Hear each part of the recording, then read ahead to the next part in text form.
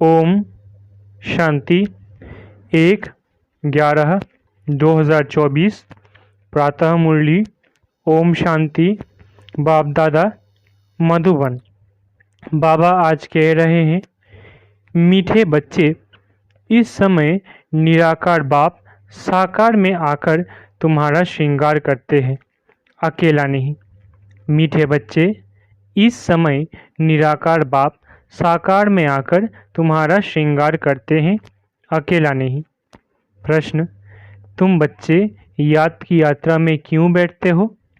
उत्तर, पहला, क्योंकि तुम जानते हो इस याद से ही हमें बहुत बड़ी आयु मिलती है, हम निरोगी बनते हैं।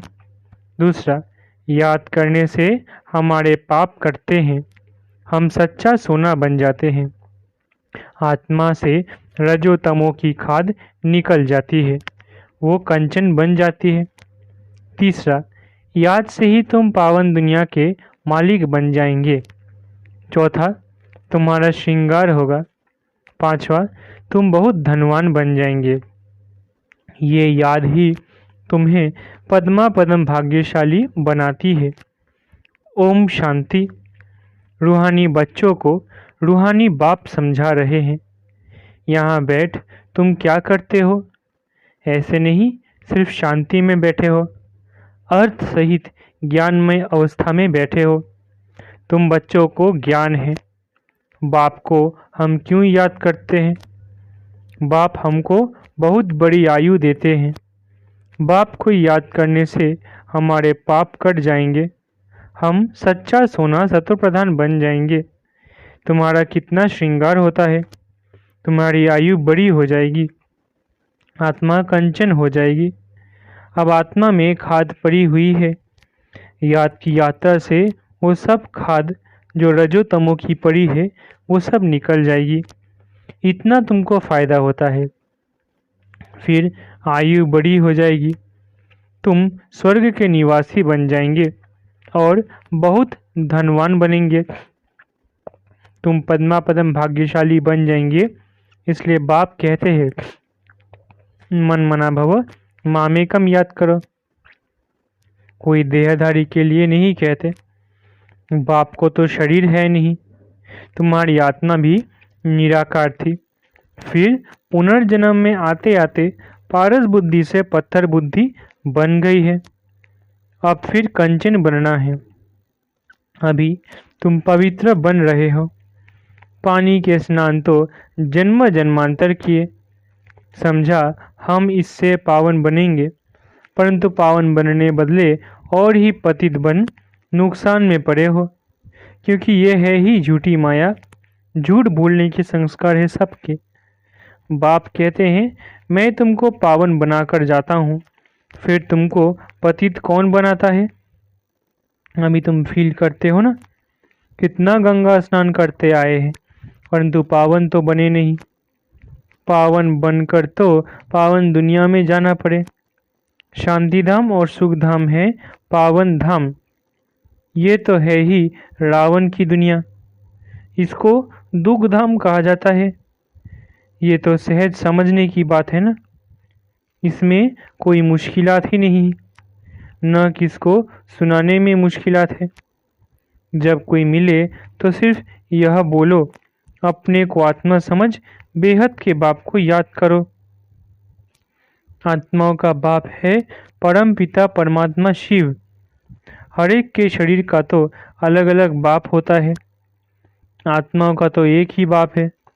कितना अच्छी रीति समझाते हैं और हिंदी में ही समझाते हैं, हिंदी भाषा ही मुख्य है। तुम पद्मा पद्म भाग्यशाली इन देवी देवताओं को कहेंगे ना, ये कितने भाग्यशाली है। ये किसको भी पता नहीं है कि यह स्वर्ग के मालिक कैसे बने। अभी तुमको बाप सुना रहे हैं, इस सहज योग द्वारा इस पुरुषोत्तम संगम पर ही यह बनते हैं। अभी है पुरानी दुनिया और नई दुनिया का संगम, फिर तुम नई दुनिया के मालिक बन जाएंगे। अब बाप सिर्फ कहते हैं, 2 अक्षर अर्थ सहित याद करो। गीता में है मन मना भव, अक्षर तो पढ़ते हैं परंतु अर्थ बिल्कुल नहीं जानते। बाप कहते हैं मुझे याद करो क्योंकि मैं ही पतित पावन हूँ और कोई ऐसे कह न सके। बाप ही कहते हैं मुझे याद करने से तुम पावन दुनिया में चले जाएंगे। पहले पहले तुम सतो प्रधान थे, फिर पुनर्जन्म लेते लेते तमो प्रधान बने हो। अब फिर 84 जन्म बाद फिर तुम नई दुनिया में देवता बनते हो। रचयिता और रचना दोनों को तुम जान गए हो। अभी तुम आस्तिक बन गए हो, आगे जन्म जन्मांतर तुम नास्तिक थे। ये बात जो बाप सुनाते हैं और कोई जानते ही नहीं। कहाँ भी जाओ कोई भी तुमको ये बातें नहीं सुनाएंगे। अभी दोनों ही बाप तुम्हारा श्रृंगार कर रहे हैं। पहले तो बाप अकेले था, शरीर बिगड़ था, ऊपर बैठ तुम्हारा श्रृंगार कर ना सके। कहते ना बत 12, 1 और 2 मिलकर 12 होते हैं। बाकी प्रेरणा व शक्ति आदि की बात नहीं।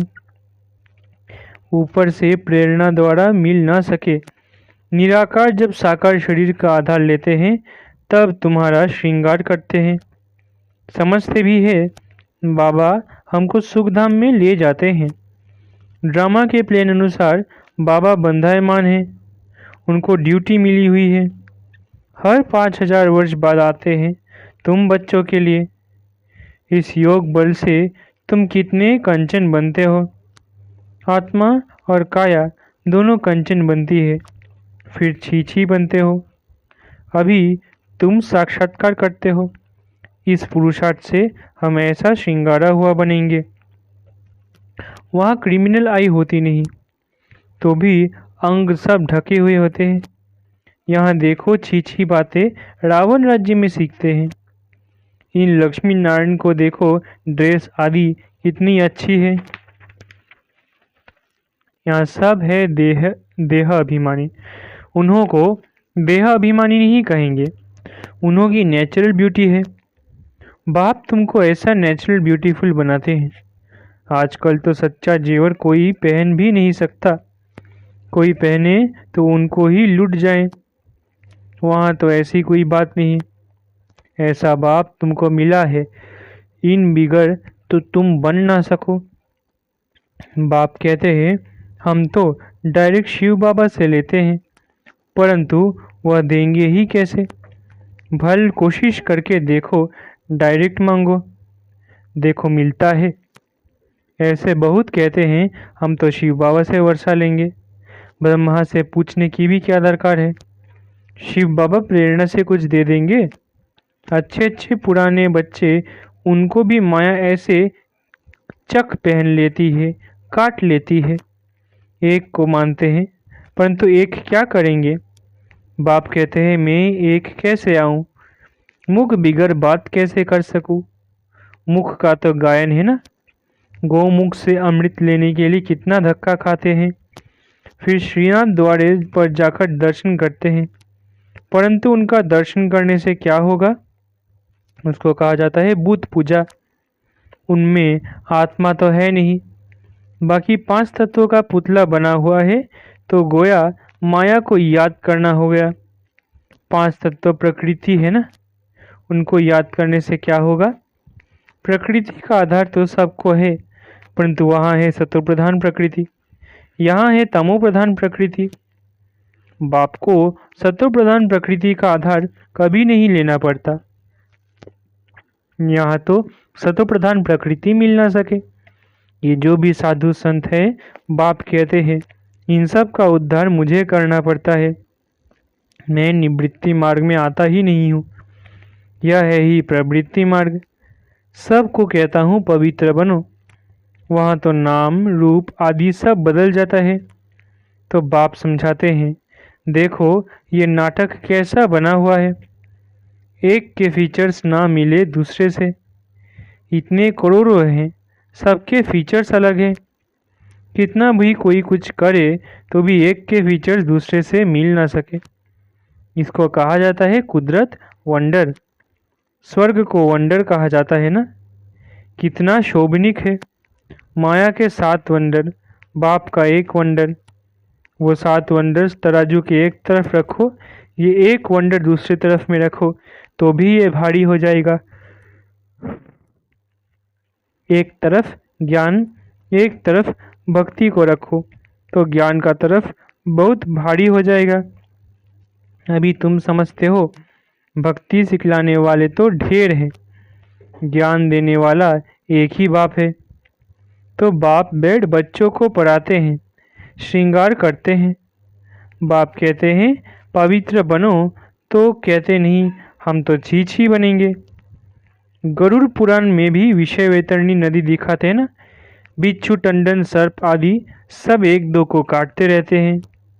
बाप कहते हैं तुम कितने निधन के बन जाते हो। तुम बच्चों को ही बाप समझाते हैं। बाहर में कोई को ऐसा सीधा कहो तो बिगड़ जाए, बड़ा युक्ति से समझाना होता है। कई बच्चों में बातचीत करने का भी अकल नहीं रहता। छोटे बच्चे एकदम इनोसेंट होते हैं, इसलिए उनको महात्मा कहा जाता है। कहाँ श्री कृष्ण महात्मा, कहाँ ये सन्यासी निवृत्ति मार्ग वाले महात्मा कहलाते। वो है प्रवृत्ति मार्ग। वो कभी भ्रष्टाचार से पैदा नहीं होते, उनको कहती ही है श्रेष्ठाचारी। अभी तुम श्रेष्ठाचारी बन रहे हो।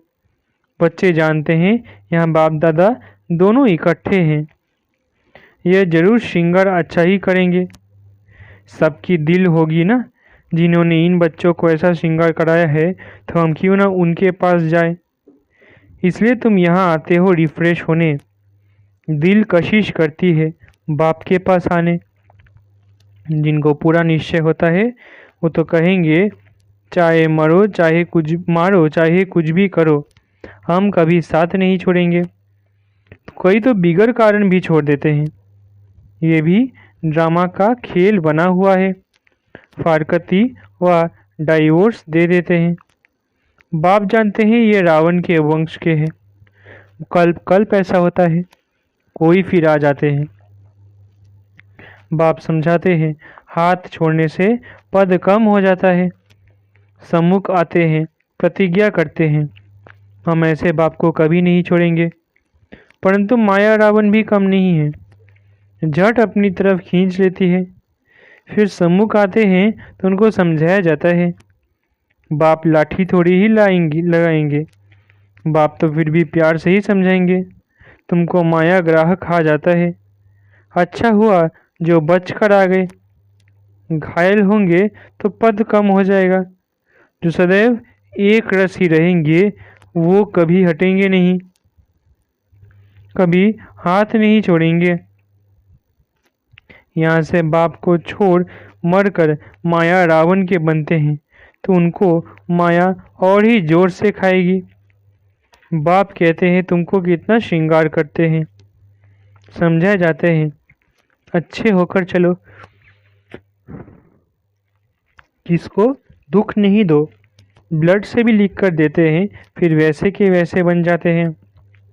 माया बड़ी ज़बरदस्त है, कान नाक से पकड़कर बहुत तरफाती है।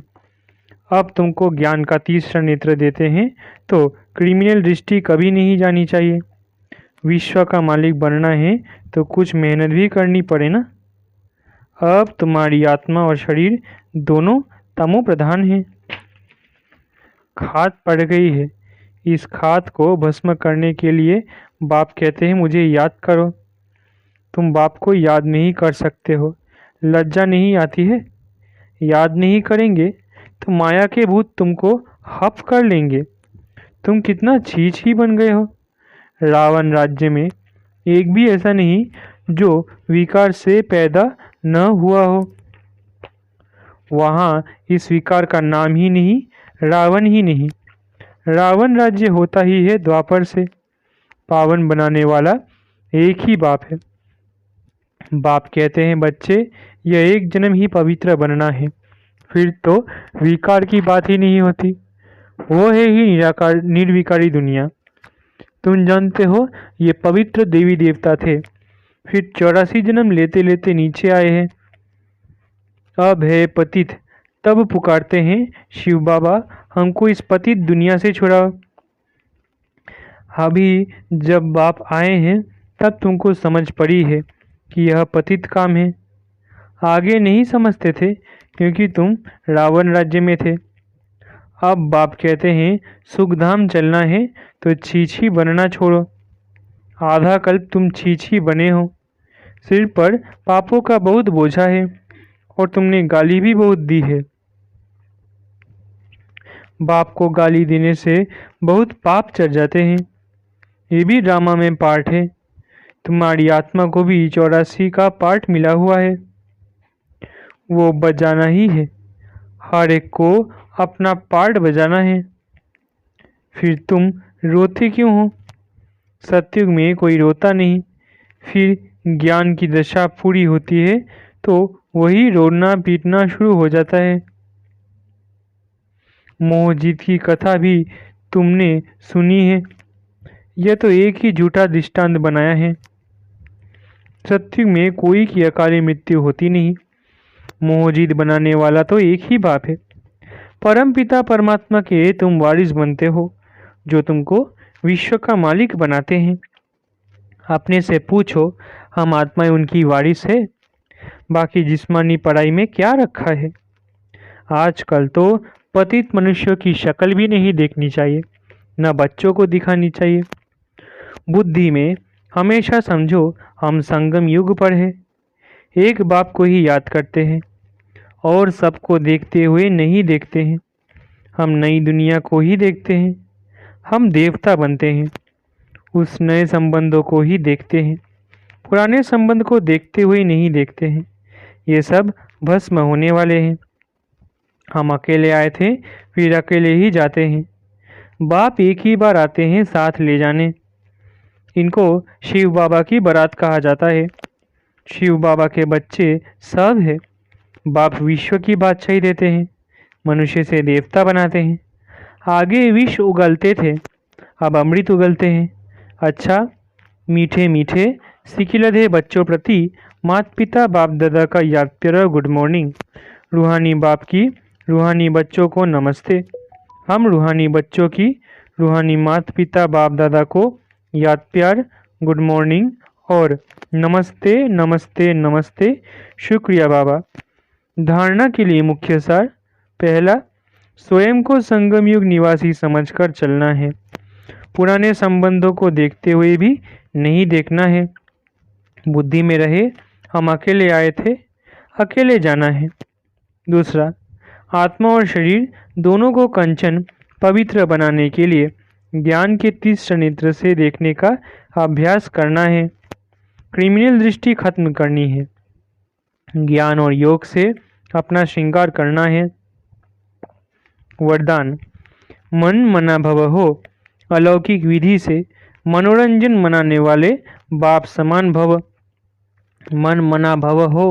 अलौकिक विधि से मनोरंजन मनाने वाले बाप समान भव। संगम युग पर यादगार मनाना अर्थात बाप समान बनना, ये संगम युग के सुहेज है। खूब मनाओ, लेकिन बाप से मिलन मनाते हुए मनाओ। सिर्फ मनोरंजन के रूप में नहीं, लेकिन मन मना भव हो, मनोरंजन मनाओ। अलौकिक विधि से अलौकिकता का मनोरंजन अविनाशी हो जाता है। संगम युगी दीपमाला की विधि पुराना खाता खत्म करना है। हर संकल्प हर घड़ी नया अर्थात अलौकिक हो। पुराने संकल्प संस्कार स्वभाव चाल चलन ये रावण का कर्जा है। इसे एक दृढ़ संकल्प से समाप्त करो। स्लोगन, बातों को देखने के बजाय स्वयं को और बाप को देखो। स्लोगन, बातों को देखने के बजाय स्वयं को और बाप को देखो। अच्छा, ओम शांति। शुक्रिया बाबा।